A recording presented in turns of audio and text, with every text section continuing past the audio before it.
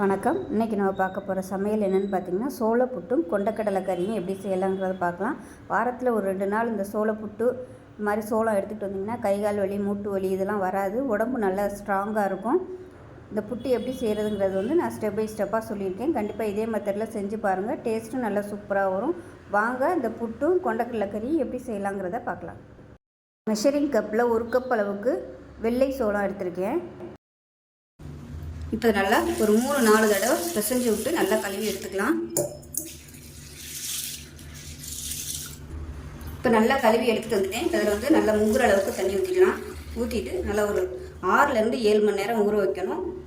நீங்கள் சாயந்தரம் பண்ண போகிறீங்கன்னா காலையில் ஊற வச்சுருங்க. ஒரு 10 மணியை போல் ஊற வச்சுருங்க. இல்லைன்னா நைட்டுக்கு ஊற வச்சிடணும். நைட்டு ஃபுல்லாக ஊறணும். ஏன்னா இது ஊறுறதுக்கு ரொம்ப நேரம் ஆகும். சட்டுன்னு ஊறாது. அதனால் ஒரு 6லேருந்து ஒரு 7 மணி நேரம் நல்லா ஊறட்டும். ஊறினதுக்கப்புறம் பார்க்கலாம். இப்போ பார்த்திங்கன்னா நல்லா ஒரு 8 மணி நேரம் ஊறிடுச்சு. கையில் எடுத்து இந்த மாதிரி நகத்தை வச்சு இப்படி அமைத்து பார்த்திங்கன்னா உங்களுக்கு நல்லா இந்த மாதிரி கட் ஆகணும். அப்போ தான் நல்லா ஊறி இருந்துச்சுன்னா தான் அரைக்க வரும். இல்லைன்னா உங்களுக்கு அரைக்க வராது. இந்த அளவுக்கு நீங்கள் டைமிங் இந்த அளவுக்கு ஊற விட்டிங்கன்னா தான் அது அரைப்படும். நல்லா சாஃப்டாக வரும். இப்போ நான் தண்ணி வடிச்சிட்டேன். இப்போ இது மாதிரி ஜல்லடை எடுத்துக்கோங்க. ஜல்லடையில் நீங்கள் சேர்த்துக்கலாம். இது நல்லா ஒரு 10 நிமிஷம் இந்த தண்ணி நல்லா வடியணும். தண்ணி இருக்கக்கூடாது. அதுக்கப்புறமா நம்ம ஒரு துணியில் போட்டு நல்லா உலர்த்தி எடுத்துக்கலாம். நார்மலாக நம்ம இடியாப்பத்துக்கெலாம் எப்படி செய்வோமோ அதே மாதிரியே தான் செய்ய போகிறோம். இப்போ இது தண்ணி வடியட்டும். இப்போ 10 நிமிஷமாக நல்லா தண்ணி வடிஞ்சிருச்சு. அது எடுத்துக்கலாம். எடுத்துகிட்டு இது மாதிரி நல்லா ஒரு சுத்தமான டவல் எடுத்துக்கோங்க. டவல் நல்லா காட்டன் டவலாக எடுத்துக்கணும். நைலான் இந்த மாதிரிலாம் எடுக்கக்கூடாது. நல்லா காட்டனாக எடுத்துக்கோங்க. தண்ணி உரிகிற மாதிரி. இப்போ இந்த வடித்த சோளத்தை சேர்த்துக்கலாம்.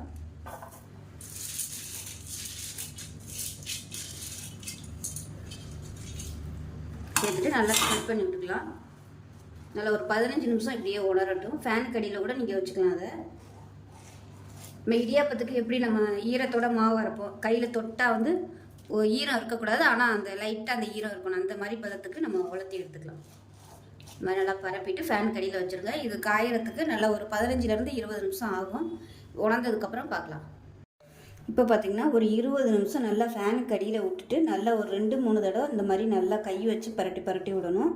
அப்போ தான் மேலே உள்ளது உணர்ந்து இருக்கும். அடியில் உள்ளது ஈரமாக இருக்கும். நல்லா அப்படி எல்லாம் கலந்து விட்டு நல்லா ஒரு 2-3 தடவை இந்த மாதிரி கலந்து விட்டோம்னா நல்லா உங்களுக்கு அப்படியே காஞ்சிடும். அதாவது ரொம்பவும் காயக்கூடாது. அந்த ஈரத்தன்மை கையில் தெரியணும். இப்போ பார்த்திங்கன்னா கையில் நல்லா ஜில்னஸோடு இருக்குது. அதே சமயம் ரொம்பவும் மேலே ஈரம் இல்லை. இப்படி போட்டோம்னா உளுந்துடும். எல்லாமே கீழே உளுந்துடும். இதுதான் கரெக்டான ஸ்டேஜ். இப்போ இது மிக்ஸி ஜாரில் சேர்த்துக்கலாம். ரொம்பவும் காய விட்டோம்னா நல்லா இருக்காது. இப்போ இதை மிக்ஸி ஜாரில் சேர்த்துட்டேன். இப்போ நம்ம அரைச்சிட்டு வந்துடலாம். ரொம்ப நைஸாக அரைக்கக்கூடாது. ரவை பதத்துக்கு அரைச்சி எடுத்துக்கலாம். இப்போ தான் நல்லா அரைச்சிட்டேன். பார்த்திங்கன்னா நல்லா அப்படியே ரொம்பவும் நைஸாக இல்லை, ரொம்பவும் குறைன்னு இல்லாமல் கரெக்டான பதத்தில் இருக்குது. இப்போ இதை நம்ம சலிச்சுக்கலாம். இப்போ இது மாதிரி ஒரு ஜல்லடை எடுத்துக்கலாம். நான் 2வது ஜல்லடை எடுத்திருக்கேன். அதாவது 3 ஜல்லடை கொடுத்துருப்பாங்கள்ல. நைஸாக ஒன்று இருக்கும், நடுவில் ஒன்று இருக்கும், அப்புறம் 3வது ஒன்று இருக்கும். நான் 2வது உள்ள ஜல்லடை எடுத்திருக்கேன். ரொம்பவும் நைஸாக இருக்கக்கூடாது. அதுக்காக நான் இதை எடுத்திருக்கேன். இதை நம்ம சலிச்சுக்கலாம்.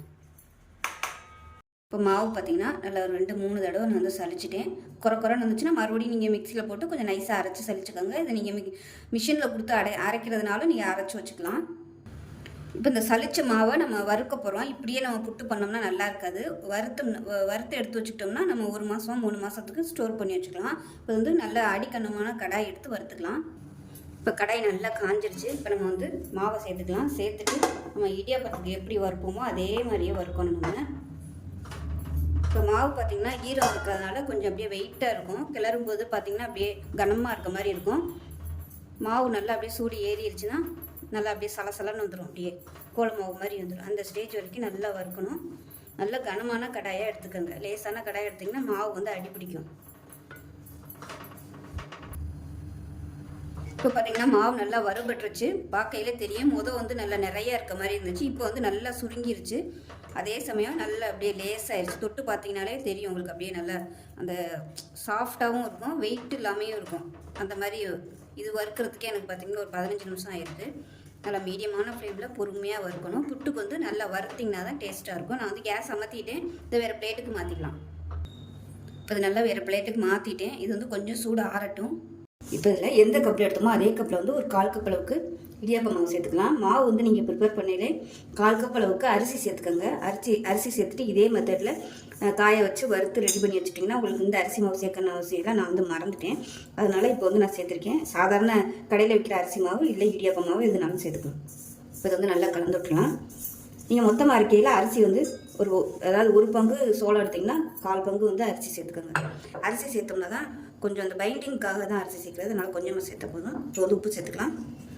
அந்த அரிசி பதிலாக நீங்கள் பழுப்பு அரிசி, மட்டை அரிசி இது மாதிரி எது ஒரு மில்லட் இது கூட நீங்கள் சேர்த்துக்கலாம். அதுக்கு பதிலாக நல்லா கலந்தாச்சு. தண்ணி வந்து சூடு பண்ணி வச்சுருக்கேன். இப்போ அந்த தண்ணியை வந்து நம்ம அதில் சேர்த்துக்கணும். சுடு தண்ணி கொஞ்சமாக, ரொம்ப சூடாக இருக்கக்கூடாது. வந்து கொஞ்சம் கொஞ்சமாக ஊற்றி நல்லா பிசைஞ்சு எடுத்துக்கலாம். கை பொறுக்கிற அளவு சூடு இருந்தால் போதும், ரொம்ப கொதிக்க விடணும்னு அவசியம் இல்லை.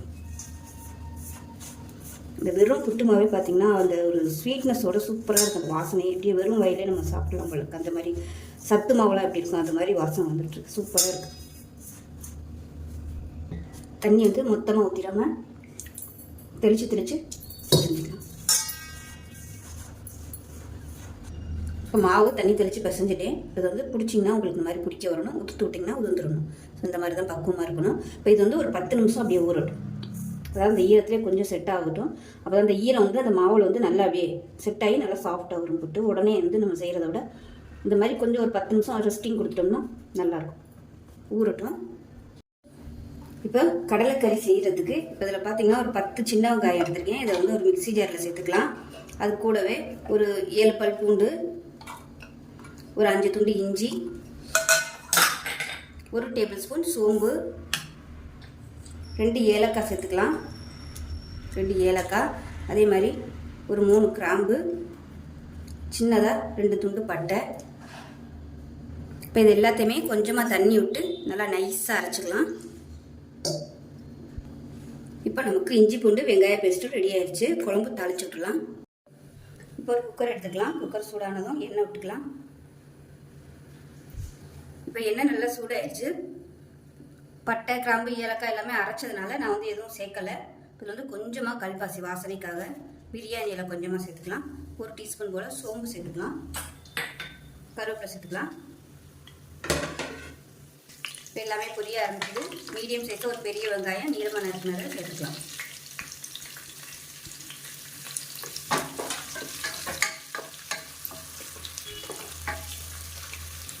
வெங்காயம் நல்லா வதங்கிட்டு இருக்கு. இப்போ இந்த ஸ்டேஜில் நம்ம அரைச்சி வச்ச இஞ்சி பூண்டு பேஸ்ட்டு, வெங்காயம், பட்டை, கிராம்பு எல்லாத்தையும் சேர்த்துக்கலாம்.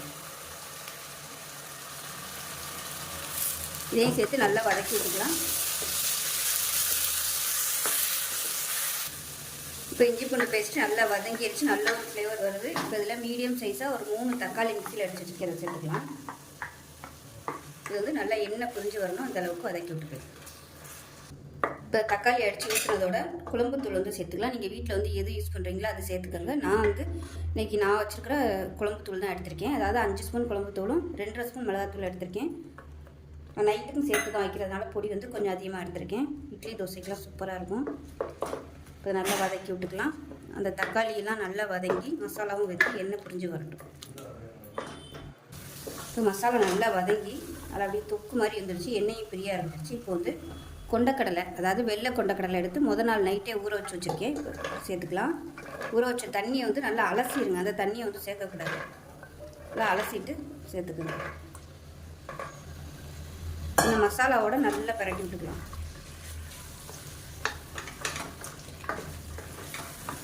இப்போ இதுக்கு தேவையான உப்பு சேர்த்துக்கலாம்.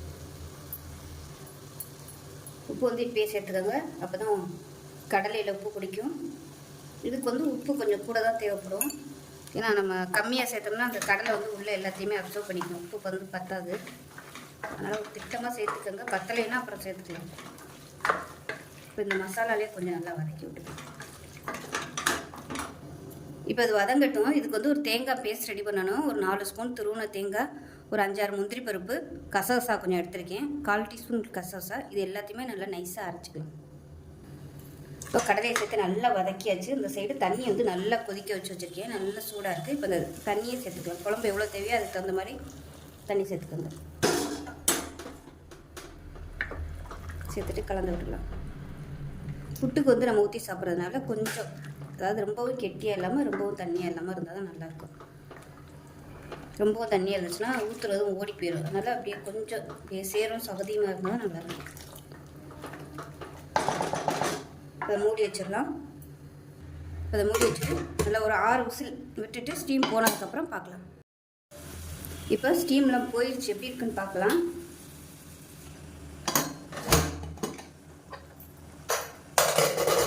சூப்பராக வந்துருச்சு. மட்டன் குழம்பு மாதிரி நல்ல வாசனையாக இருக்குது. அந்த குழம்பு அடிக்கடி இப்போ வாரத்தில் ஒரு நாள் கண்டிப்பாக அந்த குழம்பு வந்து நான் செஞ்சுடுவேன். மட்டன் குழம்பு வைக்கிற மாதிரியே இருக்கும். இப்போ நம்ம அரைச்சி வச்சு தேங்காயை சேர்த்துக்கலாம். நல்லா ஸ்டீம்லாம் போனதுக்கப்புறம் ஓப்பன் பண்ணுங்கள், அப்போ தான் டேஸ்ட்டாக வரும். அது கொதிச்சு உள்ளே வந்து நம்ம கேஸ் அமர்த்தினதுக்கப்புறம் உள்ளே கொதிச்சுட்டே தான் இருக்கும். அந்த கரெக்டான பக்குவம் வந்து வராது.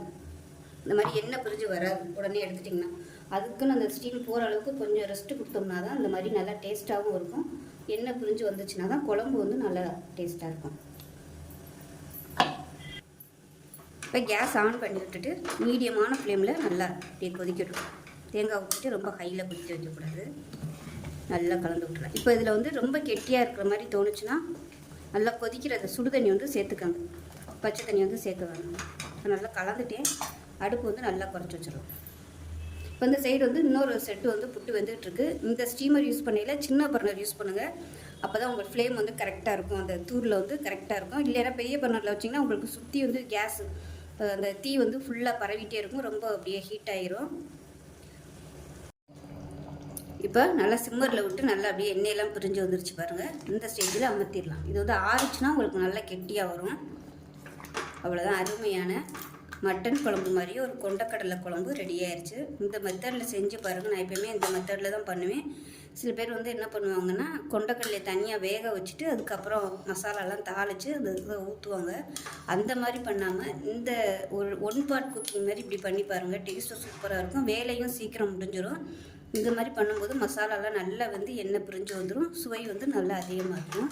10 நிமிஷம் ஊற வச்சுருந்தோம். நல்லா ஊறிடுச்சு. ஊறினதுக்கப்புறமா நான் வந்து மிக்சியில் போட்டு அடித்து வச்சுருக்கேன். அந்த மாதிரி பண்ணோம்னா நல்லா உதிரி உதிரியாக சூப்பராக இருக்கும், கட்டி கட்டியாக இல்லாமல்.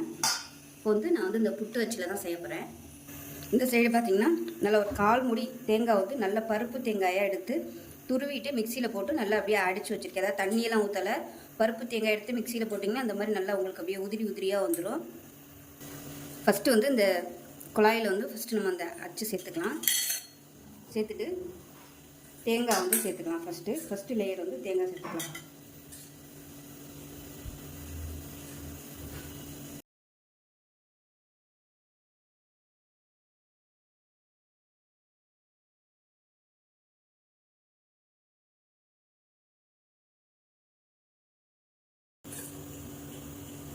தேங்காய் வந்து உங்களோட விருப்பம் தான்.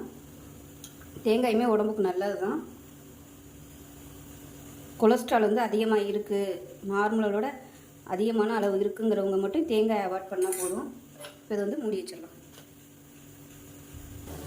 இப்போ இதில் வந்து தண்ணி ஊற்றி வச்சுருக்கேன். தண்ணி வந்து நல்லா கொதிக்க ஆரம்பிச்சிருச்சு. தண்ணி கொதிக்க ஆரம்பிக்கவும் இப்போ இந்த அச்சு வந்து இது மேலே வச்சுக்கலாம்.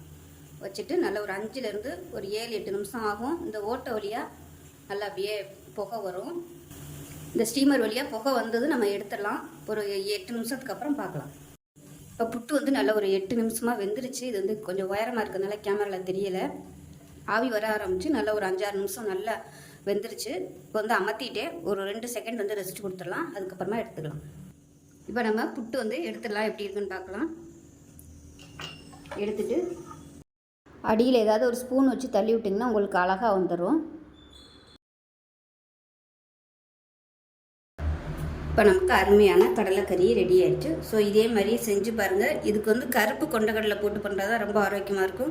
என்கிட்ட இப்போ அது இல்லாதனால நான் வந்து வெள்ளை யூஸ் பண்ணியிருக்கேன். ஆனால் கருப்பு யூஸ் பண்ணுங்கள். இன்னும் வந்து சுவை வந்து இன்னும் அதிகமாக இருக்கும். வெள்ளையை விட கருப்பு வந்து டேஸ்ட்டு சூப்பராக இருக்கும். ஸோ செஞ்சு பாருங்கள். இந்த சோளை போட்டு செஞ்சு பார்த்துட்டு எப்படி வந்துச்சுங்கிறத சொல்லுங்கள். வீடியோ பிடிச்சிச்சின்னா லைக் பண்ணுங்கள், கமெண்ட் பண்ணுங்கள், சேனலை சப்ஸ்கிரைப் பண்ணுங்கள், பக்கத்தில் உள்ள பெல் பட்டனை ப்ரெஸ் பண்ணுங்கள். நன்றி.